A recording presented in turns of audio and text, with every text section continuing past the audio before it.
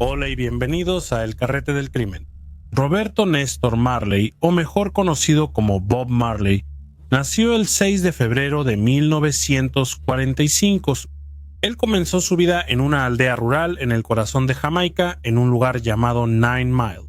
Él nació de Norville Marley, un oficial naval británico de ascendencia caucásica, y Cedella Booker, una mujer jamaicana de raza negra. Mientras que su madre era una orgullosa jamaicana, su padre rara vez estaba presente, dejando a Cedella criar a Bob sola. Crecer en Nine Mile fue difícil. El pueblo era pequeño y remoto, y aunque su madre trabajaba duro para mantenerlo, Bob experimentó las duras realidades de la pobreza desde muy joven. Su herencia mixta más tarde jugaría un papel importante en cómo veía el mundo y en la formación de los temas de identidad racial que recorrían su música. A la edad de 12 años, Bob Marley dejó su hogar rural y se mudó con su madre a Kingston, la bulliciosa capital de Jamaica. Se establecieron en Trenchtown, uno de los barrios más pobres y políticamente inestables de Kingston. Fue en Trenchtown donde Bob comenzaría a desarrollar la resiliencia, la fortaleza y la visión artística que más tarde definirían su vida.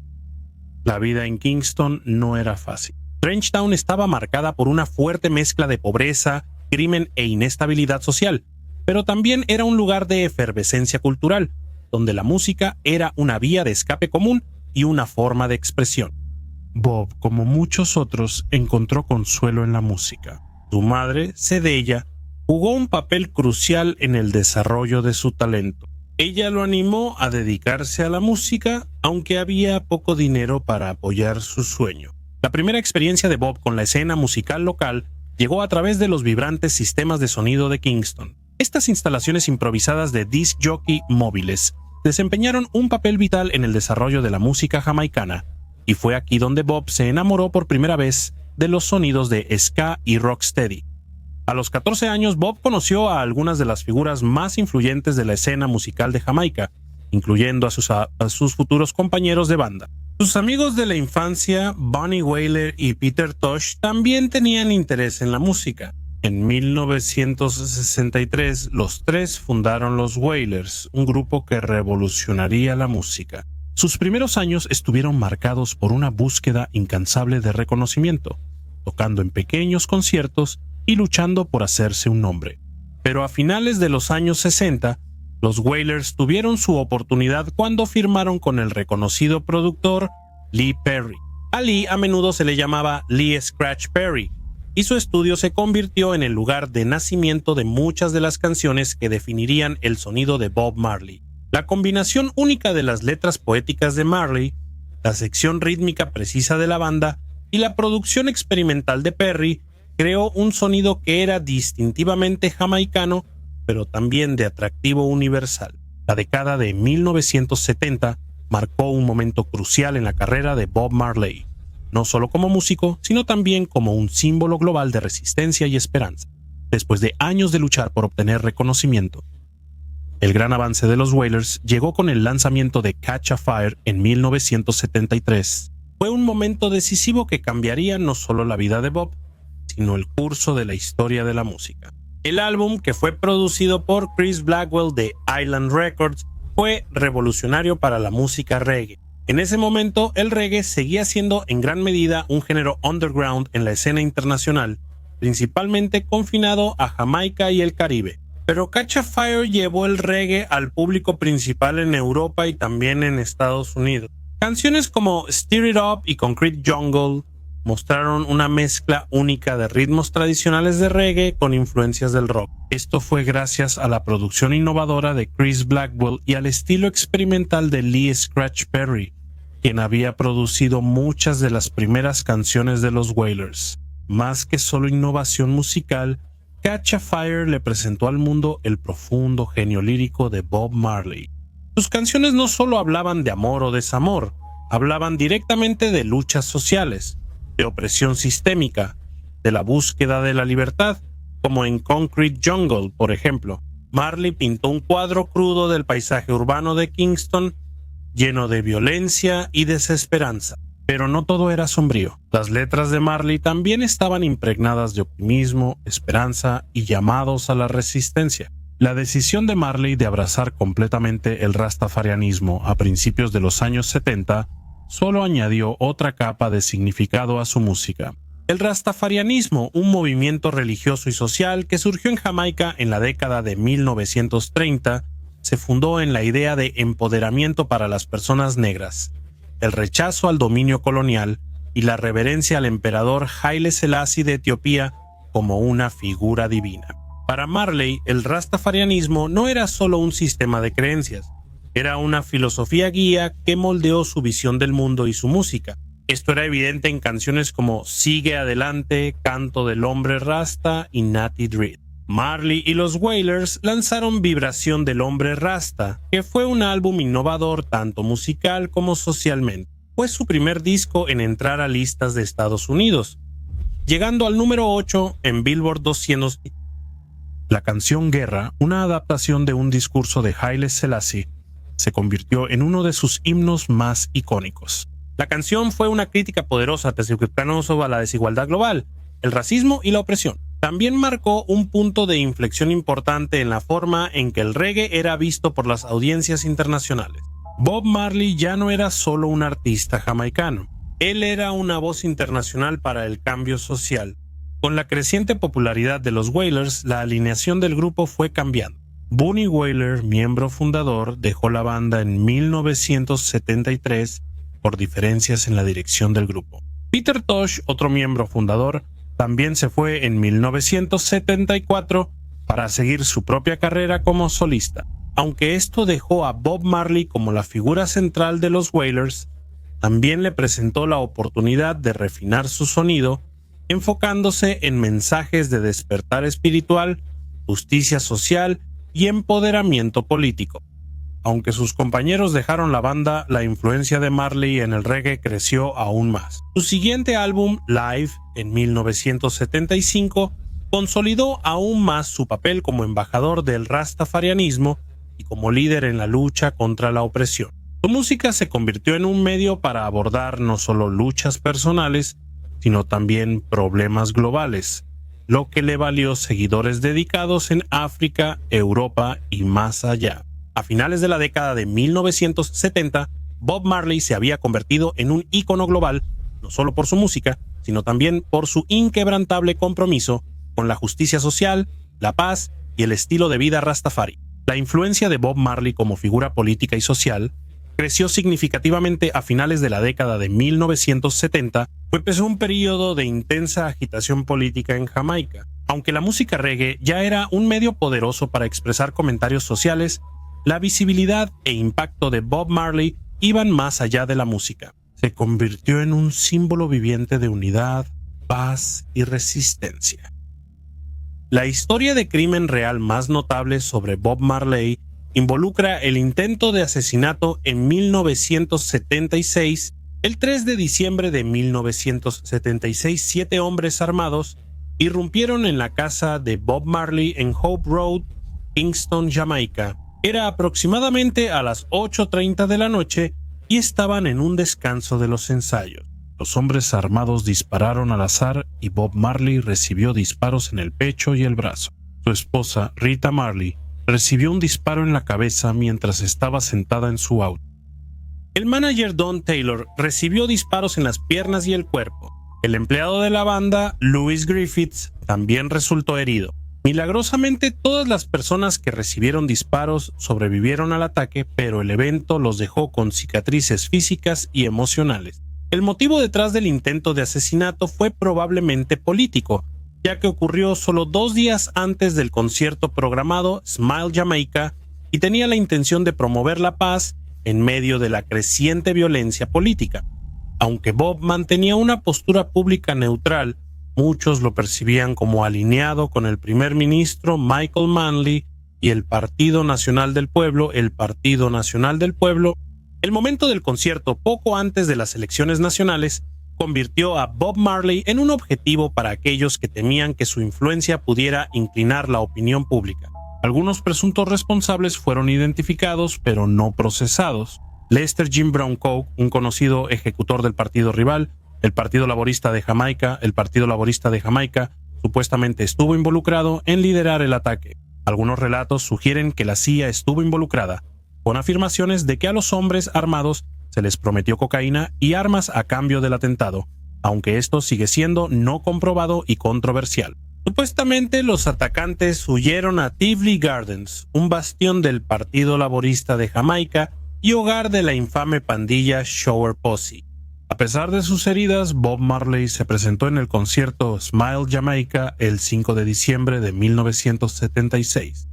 Le dijo a la multitud de 80,000 personas: ¿por qué no podemos amarnos unos a otros? ¿Qué les pasa, mis hermanos? Esto fue una súplica poderosa por la unidad ante la violencia. En 1978, Jamaica estaba en medio de un conflicto político entre los dos partidos políticos dominantes. Primero estaba el Partido Nacional del Pueblo, y en segundo lugar, el Partido Laborista de Jamaica, La violencia política había alcanzado niveles alarmantes, con facciones políticas rivales enfrentándose en las calles y dividiendo a las comunidades. Ambos partidos competían por el control y la violencia se estaba saliendo de control. Bob Marley, sin embargo, vio una oportunidad para unir a la nación. Ya había usado su música para pedir un cambio social, pero fue un paso más allá en 1978, cuando organizó el concierto One Love Peace. El concierto, que se llevó a cabo en el Estadio Nacional de Kingston, fue un intento audaz y sin precedentes de unir a las facciones políticas enfrentadas. Bob Marley invitó de manera famosa tanto a Michael Manley, quien era el líder del Partido Nacional del Pueblo, como a Edward Seager, líder del Partido Laborista de Jamaica, a unirse a él en el escenario durante la presentación. Este momento histórico ocurrió cuando Marley, de pie entre los dos líderes políticos, extendió sus brazos y los unió en un gesto simbólico de paz. La imagen de Marley uniendo a los políticos opuestos frente a una multitud que aclamaba se convirtió en uno de los momentos más emblemáticos de su carrera y consolidó su papel como figura política en Jamaica y más allá. No se trataba solo de la música, se trataba de usar su plataforma para inspirar el cambio. La defensa de la paz y la unidad por parte de Marley fue constante a lo largo de su carrera, especialmente tras su creciente éxito internacional. Él entendía el poder de la música para influir en el cambio social y usó su plataforma para alzar la voz contra la desigualdad, la injusticia y la pobreza. Canciones como Levántate, Ponte de Pie, No Mujer, No Llores y Zimbabue llevaban un mensaje directo de esperanza y empoderamiento. En 1979, Marley también fue invitado a presentarse en Gabón, África Occidental, donde fue aclamado como un héroe y un símbolo de resistencia al colonialismo. Su música se volvió una fuerza global de cambio social, sobre todo entre comunidades negras. La conexión africana de Marley era más que simbólica, era personal. Aunque la música de Bob Marley se difundió globalmente, no estuvo libre de controversia. Su franqueza sobre la política, sus creencias rastafaris y sus críticas al sistema a menudo lo convirtieron en un objetivo de varios gobiernos y autoridades. Sin embargo, Bob se mantuvo firme, continuando usando su fama como una herramienta para el cambio. En 1977, justo cuando Bob Marley parecía estar alcanzando la cima de su éxito, ocurrió una tragedia. Bob comenzó a notar que su dedo gordo del pie derecho se había hinchado y le dolía. Lo que parecía una lesión menor fue finalmente diagnosticado como melanoma, una forma de cáncer de piel. El cáncer se había extendido a otras partes de su cuerpo, incluyendo su cerebro, hígado y pulmones. A pesar de la gravedad de su condición, Bob Marley se mantuvo firme en su negativa a someterse a un tratamiento convencional, ya que esto iba en contra de sus creencias rastafaris. Los rastafaris creían en el poder curativo de los remedios naturales y Bob Marley recurrió a tratamientos alternativos, incluyendo una dieta estricta y medicina herbolaria. Bob Marley siguió de gira y dando conciertos pese a sus problemas de salud. Su última gira, iniciada en la primavera de 1980, demostró su determinación de difundir su mensaje de paz, unidad y justicia social. La gira Uprising, nombrada así por su álbum de 1979 Survival, llevó a Marley y a su banda por Europa y también por Estados Unidos. Aunque se notaba que estaba visiblemente más débil, las presentaciones de Marley seguían siendo electrizantes y su conexión con el público era innegable. Era claro que el hombre que alguna vez fue un símbolo de rebeldía y desafío se había convertido en un embajador de esperanza y también de amor. El último concierto de Bob Marley se llevó a cabo en el Teatro Stanley en Pittsburgh el 23 de septiembre de 1980.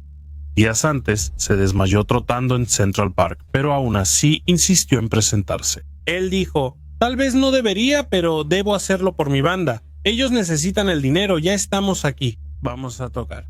La lista de canciones incluyó Natural Mystic, Éxodo y No Woman, No Cry, terminando con una interpretación en solitario conmovedora de Redemption Song. Fue otra actuación poderosa a pesar de su salud deteriorada y también marcó la última vez que Bob Marley pisaría un escenario. Poco después regresó a Miami para buscar tratamiento, pero falleció el 11 de mayo de 1981 a la temprana edad de 36 años. Su muerte fue una pérdida enorme, no solo para el mundo de la música, sino también para el movimiento global del que se había convertido en parte. Millones lamentaron su fallecimiento, desde sus devotos fanáticos en Jamaica hasta aquellos en África, Estados Unidos y Europa. Pero incluso después de su muerte, la influencia de Marley no se desvaneció. Su música siguió viva y su legado como mensajero de la paz, la igualdad y la justicia social solo se hizo más fuerte. La vida de Marley fue breve, pero su impacto fue monumental. Él usó su música para alzar la voz contra las injusticias del mundo y, al hacerlo, creó un movimiento duradero, un movimiento que trascendió fronteras, razas e ideologías políticas. Hoy en día, Bob Marley sigue siendo un símbolo de esperanza, unidad y resistencia. Sus canciones siguen inspirando a millones, y su mensaje de amor y empoderamiento es tan relevante hoy como lo fue cuando empezó a cantar en las calles de Trenchtown.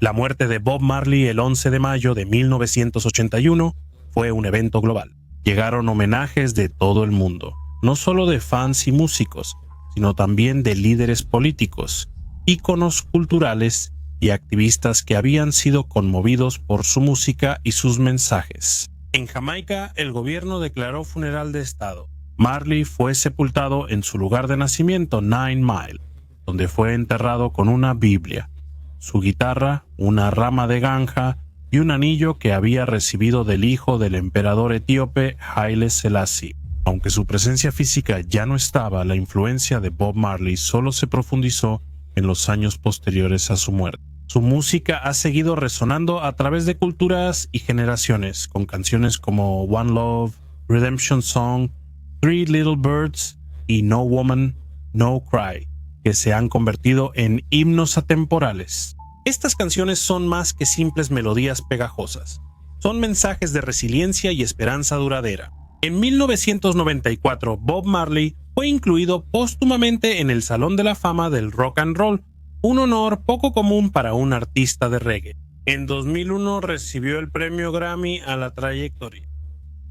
Y la revista Time incluso nombró a Éxodo como el mejor álbum del siglo XX. La recopilación Leyenda sigue siendo uno de los álbumes de reggae más vendidos, con más de 25 millones de copias en todo el mundo. Bob Marley también ayudó a elevar la música reggae a un fenómeno global. Antes de él, el reggae era principalmente un género jamaicano con un alcance internacional limitado. A través de Bob, el sonido de Jamaica encontró una audiencia global. Su mezcla distintiva de reggae, rock y soul, con letras profundamente espirituales y políticas, redefinió lo que la música popular podía ser. Hoy en día, la imagen de Bob Marley es instantáneamente reconocible, ya sea en camisetas, murales o carteles, y su nombre sigue siendo sinónimo de paz y libertad. Su familia también trabajó para preservar y expandir su legado. Sus hijos, incluyendo a Ziggy Marley, Stephen Marley, Damian Marley y Cedella Marley, muchos de ellos se convirtieron en artistas reconocidos por derecho propio. El mensaje de Marley también vive a través de varias fundaciones e iniciativas humanitarias, incluyendo la Fundación Bob Marley, que apoya la educación, el desarrollo comunitario y también algunas causas de justicia social. Su antigua casa en Kingston se ha convertido en el Museo Bob Marley. Es un sitio de peregrinación para fanáticos de todo el mundo. Quizás el aspecto más perdurable del legado de Marley es su capacidad para unir a las personas. Ya sea a través de sus presentaciones, sus letras o su activismo, Bob rompió barreras y le recordó al mundo su humanidad compartida. Su visión estaba basada en la creencia simple pero poderosa de que el amor, la verdad y la justicia pueden transformar la sociedad. Más de 4 décadas después de su fallecimiento, Bob Marley sigue siendo no solo el rostro del reggae, sino también un icono global de esperanza y unidad. Sus palabras, un solo amor, un solo corazón, vamos a unirnos y sentirnos bien, son tan relevantes hoy como siempre. Un llamado atemporal a la sanación en un mundo dividido. Soy inglés y quise mencionar que Bob Marley vivió en Londres, especialmente en Chelsea, como refugiado tras el intento de asesinato. Durante su tiempo allí, consideró Londres como una segunda base y un centro creativo. Terminó el álbum Éxodo y disfrutaba jugar fútbol en Battersea Park. Algunas de sus residencias incluyeron el 42 de Oakley Street, donde ahora se encuentra una placa azul de English Heritage. Había otras direcciones, incluyendo una en Bloomsbury, Notting Hill y también Brixton. Ayer, sábado 25 de octubre de 2025, las hazañas futbolísticas de Bob en Battersea Park fueron reconocidas con una placa verde en el parque. Yo personalmente estuve en la estación eléctrica de Battersea en el verano. Ahora es un centro comercial y mientras estaba en el pub local, noté un letrero que reconocía que este era el lugar donde se tomó la foto del álbum Animals de Pink Floyd a finales de los años 70. Esta es mi vista en 2025. Es un poco diferente. Así termina la historia de hoy. Si les gustó escuchar una historia sobre música, quizá les interese saber que hice un caso sobre Marvin Gaye. Pronto aparecerá un enlace para verlo. Bueno, eso concluye la historia de hoy. Muchas gracias por escuchar. Cuídense. Adiós. Peace. Una de las frases más famosas de Bob Marley. Nunca encontrarás justicia en un mundo donde los criminales hacen las reglas. Adiós.